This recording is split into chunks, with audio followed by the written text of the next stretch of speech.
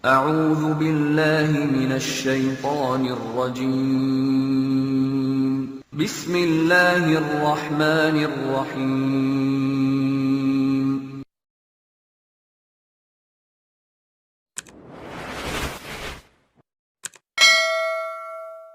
Di antara kisah yang berhubungan dengan kesolehan orang yang patuh kepada Allah dan kenikmatan hidup dia, kisah seorang anak muda di Mekah.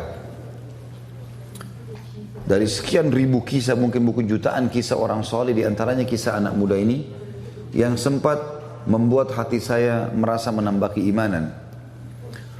Orang ini keluar dari masjid habis sholat duhur di Masjid Haram Mekah. Kemudian dia menemukan sebuah kantong. Kantong ini berwarna biru, beludru, ya. Biru yang terang, yang bagus gitu. Kemudian dia buka kantong tersebut dan dia temukan di dalamnya ada permata zamrud. Termasuk permata yang mahal. Di dunia ini pun sampai sekarang di masa kita juga dikenal dengan permata yang mahal. Di dalam Islam, Bapak Ibu sekalian, kita kalau menemukan benda yang jatuh, namanya luqatah dalam bahasa Arabnya. Hukum syar'inya kita dianjurkan tidak menyentuhnya. Hukum syar'i. Bapak Ibu temukan HP, temukan duit, temukan dompet, gak usah diganggu, biarin di tempatnya. Hukum syar'inya begitu. Karena bisa saja pada saat kita ambil, mungkin orangnya datang 5 menit kemudian. Tapi kalau Bapak Ibu memang mau mengambilnya dan mau mengiklan, kalau mau mengambilnya syaratnya harus dia mengiklankan selama setahun. Kalau sudah setahun diiklankan tidak ada yang punya, bisa jadi haknya dia.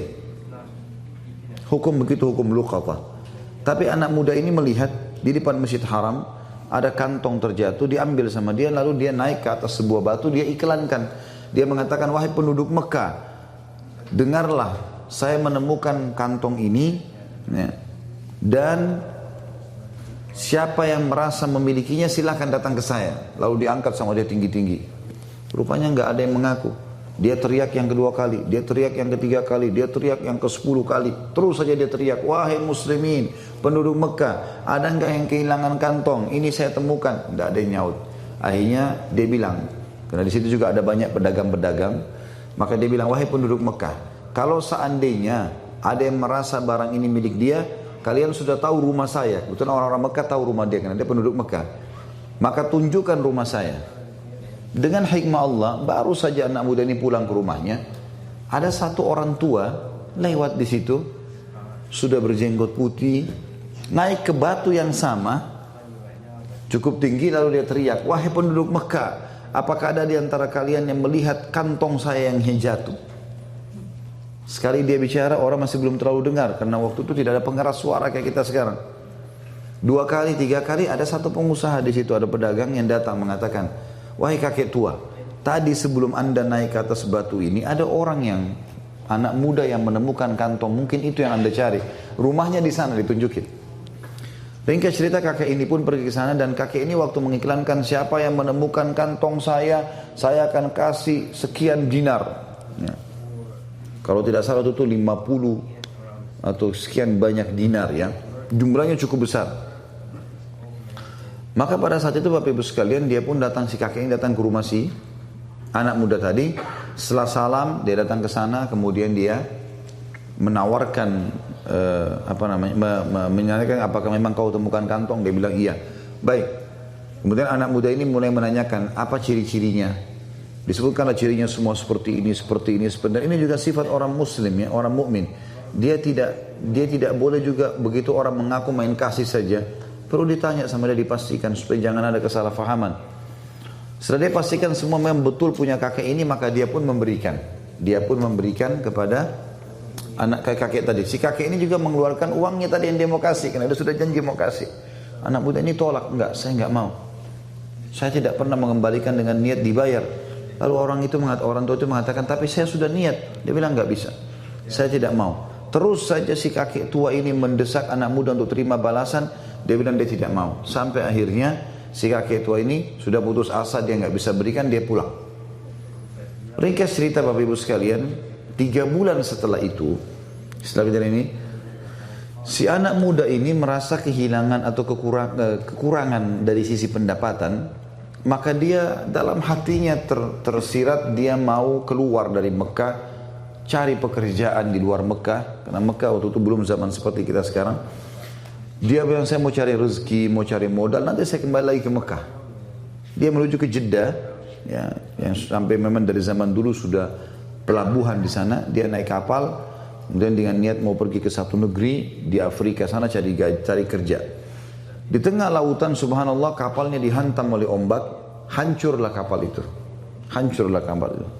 Waktu kapal itu hancur, Bapak Ibu sekalian, anak muda ini berhasil selamat. Dengan hikmah Allah dia berpegang pada sisa potongan kapal itu, kayunya dia bersandar. Tapi dia pingsan. Dia sadar waktu sudah ada di tepi lautan. Waktu dia tiba di tepi lautan, dia kaget. Ini sudah menjelang subuh waktu itu. Malam menjelang subuh. Dia kaget, dia bangun, dia coba lihat pesisir pantai tersebut. Dia lihat bangunan terdekat ada satu masjid. Tapi tua. Masjid ini sudah tua. Penuh dengan lawak-lawak gitu. Sudah kayak masjid tidak diurus. Dia lihat ya, sarang laba-laba.